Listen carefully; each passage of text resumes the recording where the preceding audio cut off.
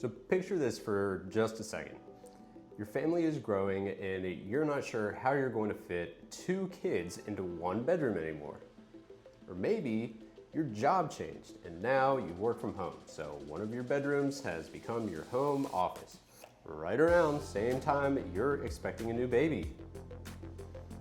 Or maybe your job changed in a different way. Instead, your commute used to be 20 minutes and now it is clear across town 45 minutes or more every single day. Or maybe you don't have kids yet, but you know that you want to have them someday and you'd rather get ahead of things now and move into a different school district before you actually need to, instead of scrambling later when it matters most. Whatever it looks like for you, something in your life has changed, and the home you're in right now does not quite fit the way that it used to any longer. And when you actually start thinking about making that move, there's one thing that stops most people in their tracks: your mortgage rate. If you bought your home a few years ago, or maybe you refinanced, there's a good chance that your mortgage interest rate is really, really low. I'm talking 2% or 3%, maybe 4%. And if that's you, you're not stuck because you did something wrong. The math around home loans has just changed a lot since then, and it's changed fast. Right now, if you went out and bought a home today or refinanced today, you'd probably be looking at an interest rate closer to 6.5%. So when your rate is sitting at 2, 3, or 4%, walking away from all of that can feel impossible. And sometimes it actually still is the smart move to just stay where you currently are. But here's the real question I want to answer for you today.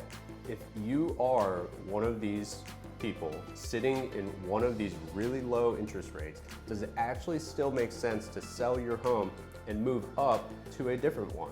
Or are you better off just staying exactly where you are?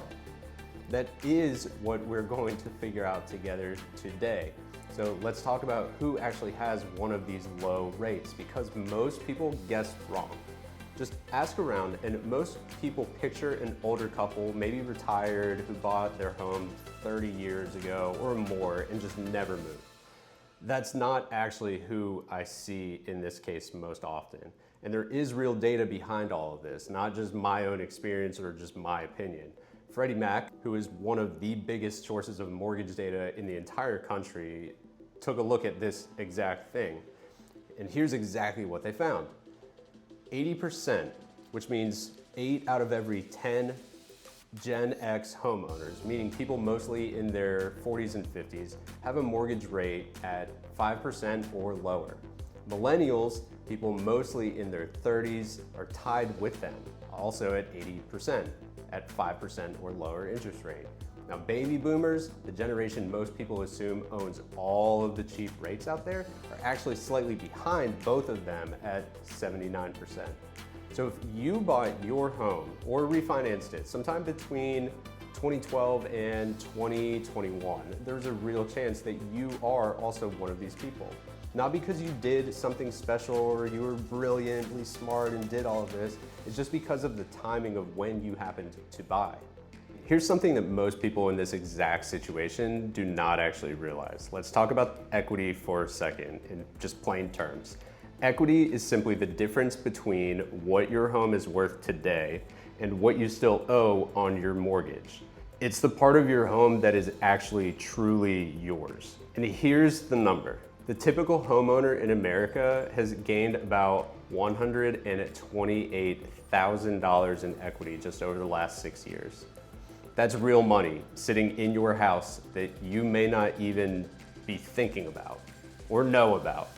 Now, at the same time, home prices nationally are still going up, just much more slowly than they were a few and even a couple of years ago. Prices are up just under 2% over the last year. But the cost of everything else in your life, groceries, insurance, your daily expenses, is going up faster than that, closer to 3.5% a year. So here's the honest picture. The equity sitting in your home right now is real money. And the pressure on your monthly budget from the rising cost of everything else is also real. Both of those things are true at the same time. And neither one of them shows up if all you're doing is staring at your interest rate and deciding based on that number alone. Now, here in Charleston, this is not just one single housing market. It changes a lot depending on exactly where you live. In Mount Pleasant, a typical home right now is worth well north of $800,000. In North Charleston or Goose Creek, that same typical home is worth closer to $350,000 to $400,000. And take Somerville as another example. It's right around that same $400,000 mark. So how much equity you are actually sitting on, that gap between what your home is worth and what you owe, depends a lot on which specific area you actually bought in, not just when you bought. Those are the real numbers behind the question I asked at the very beginning of this whole video, right? Now let's picture the other side of this decision for just a minute. Picture a home that actually fits your life today, not the one you settled into years ago because it was what you could afford or find at the time. Picture your car payment gone. Picture your credit card balances gone, paid off completely on the day that you close on the new house. And here's the part that surprises people. Even though today's interest rates are higher than the one that you have right now, your new total monthly payment can still end up being lower than what you're paying right now. That's because you're paying off those other debts. And what that does is ends up freeing up more money than the higher interest rate costs altogether. Now on top of that, your equity, remember that's the part of the home that's truly yours, it keeps growing no matter which choice you end up making. And if you have lived in your home long enough, a large piece of the money you would walk away with from selling never gets touched by capital gains tax at all. Capital gains tax is simply the tax that the government normally charges on profits when you sell something that is valuable. For a lot of homeowners, a big piece of that profit is completely exempt, completely tax-free by law. I'll explain exactly how that works in just a minute. None of this is a sales pitch. I want to get that across and make that very clear. This is simply what the math just says is possible for somebody standing exactly where you may be standing right now. Now, I know what that might sound like. It might sound too good to be true. And honestly, you're right to feel skeptical about a claim that I just made, just like that, especially when nobody has shown you any real numbers to back any of it up. The problem here is not the skepticism that you're having. Your skepticism is healthy. The real problem is that most people never actually get real numbers, their own actual numbers, to check that against a claim just like this. They just guess or they trust whatever they read online. So let me introduce myself for just a second before we get too far. I'm Kelley and I lead a real estate team here in Charleston called the Treat Team at SC Sold Real Estate. And because I kept running into this exact question with real people, I built a real calculator. Not a rough guess, not a generic online tool, a calculator that uses your own actual numbers and your own home and your own rate and your own debts and tells you exactly where you stand. Now, let me walk you through exactly how this works, and we'll go slow and just go step by step. So step one is all about your current home, the one that you live in right now. You're going to enter a few things in here. What your home is actually worth today based on the real market, not just a guess. What you still owe on your mortgage, what you originally paid for the home when you bought it, your current interest rate, I'm talking about the one that you are locked into right now, and your full monthly payment, including everything, not just the principal and interest, but your taxes and insurance are going to need to be included here too. This is not some generic number pulled off of a listing website. This is your real personal starting point.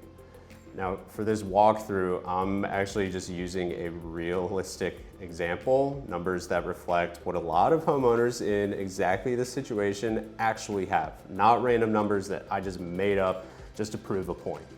Okay, so let's say that your home is worth $480,000 today.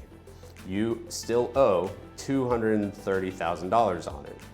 You originally paid $280,000 when you bought it, and your current rate is 3.25%. Right in the range we talked about earlier for Gen X and millennial homeowners. Your full monthly payment, taxes, insurance included, comes out to $1,850. Keep these numbers in mind as we go through all of this here, because you're about to see exactly what they mean for a real decision, not just a hypothetical one. Step 2 is about the next home, the one that you would potentially move into. Here is where you're going to plug in a realistic purchase price for that new home. Today's interest rate, meaning the current rate you would actually get on a new loan right now. Not the low rate that you have today. Your loan term means how many years you would be paying off that new loan. Usually it's very common for it to be 30 years. Now, the real cost of property taxes, homeowners insurance, and HOA fees if the new home were to have an HOA.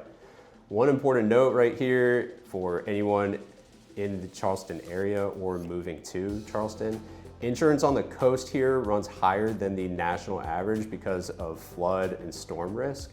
So don't skip that field or guess low at all right now. For example, that we're using here, let's say the next home is $550,000. Today's actual rate, the one that you would really get on a new loan right now, is 6.5%. And same real numbers we talked about earlier, okay? 30-year loan term.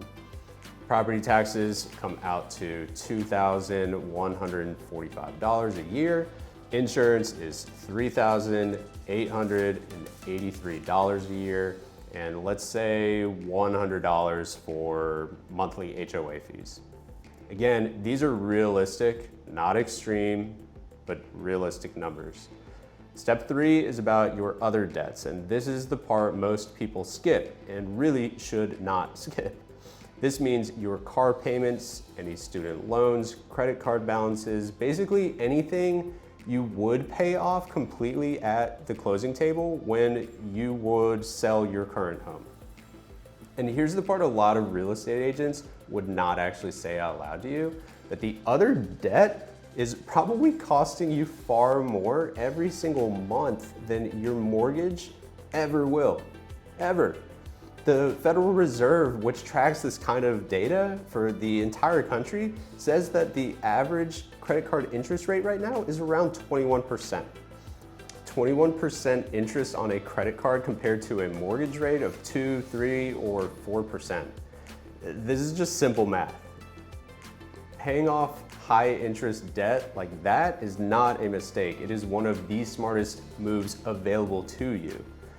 For our example, let's say we are carrying a car payment of $767 a month with a balance of $43,582, a student loan payment of $434 a month with a balance of $39,547, and $326 a month in credit cards and other loans with a balance of $10,870. This is not an extreme example. This is genuinely what a lot of households are carrying right now. And that's the reality, that is the truth. Step 4 asks a simple question, whether you are married or single. And this answer actually moves real money because of how capital gains tax works when you sell a home. Remember earlier when I had mentioned that a big piece of your profit could be completely tax-free? Well, here's exactly how that works. If you're a single filer, meaning not married, you could exclude, meaning completely avoid paying tax on, $250,000 of profit when you sell your home. If you are married and you file your taxes jointly with your spouse, that number doubles to $500,000 of profit that is completely tax-free. And here is a detail almost nobody actually knows. To qualify, there are two simple tests. The ownership test just means your name has to be on the title and only one spouse has to meet that one. The use test means that you actually have to have lived in the home as your primary residence for 2 out of the last 5 years. And both spouses need to meet that second test. Step 4 also asks you to estimate an appreciation rate, meaning how much you expect your home's value to grow each year going forward. So the calculator's projection reflects your actual situation, not some generic average on this part. This field right here is exactly what protects that tax-free profit that I did mention earlier. So for our example, let's say that you are married, filing jointly, so that $500,000 and the exclusion, it applies to you. And let's just assume a 2.5% annual appreciation rate, which is a pretty realistic, grounded assumption based on where home prices have actually been trending, not an optimistic guess. So this is step 5 where you actually get your real personalized report. You'll enter in your name and your information, and the tool automatically builds your full personalized breakdown based on every number that you had just entered. This is a no pressure zone right here, and there is no salesperson that's standing and hovering over your shoulder while you fill any of this out. It's just you and your own real numbers. Step 6 is the results. And this is the actual payoff, literally, from this exercise. Remember that picture that I painted for you a few minutes ago, the one where your car payment and credit cards were gone and your new payment somehow ended up lower? Well, here's a real example using real numbers from this exact scenario. The new monthly payment lands $78 lower than the old one every single month, even after factoring in a higher interest rate and paying off the real debt. You also see your equity. Remember, that's the part of your home that's truly yours. So in 5 years and in 10 years, comparing all of that to staying put and putting that side by side. So the gap between these two options keeps growing and keeps compounding for as long as you own the home. You get a full written breakdown of your own actual numbers. Not just a guess, not an estimate, your real numbers. And remember, every number we just walked through in this example, the home values, the rate, the debts, the appreciation, these were not made up to make the math look good. These are realistic numbers based on real data. The same kind of real numbers you will enter for your own situation. Sometimes keeping your low rate really is the smarter move. And sometimes moving actually comes out ahead, even with the higher interest rate. The only real way to know which one of these is true for you is to run your own numbers, not just go with a feeling. So go run your numbers. It's completely free. There's no pressure and no obligation. So just plug them in. Just search for our stay or move calculator at findhomessc.com or click the link below and see exactly where you stand. It's free. Why not?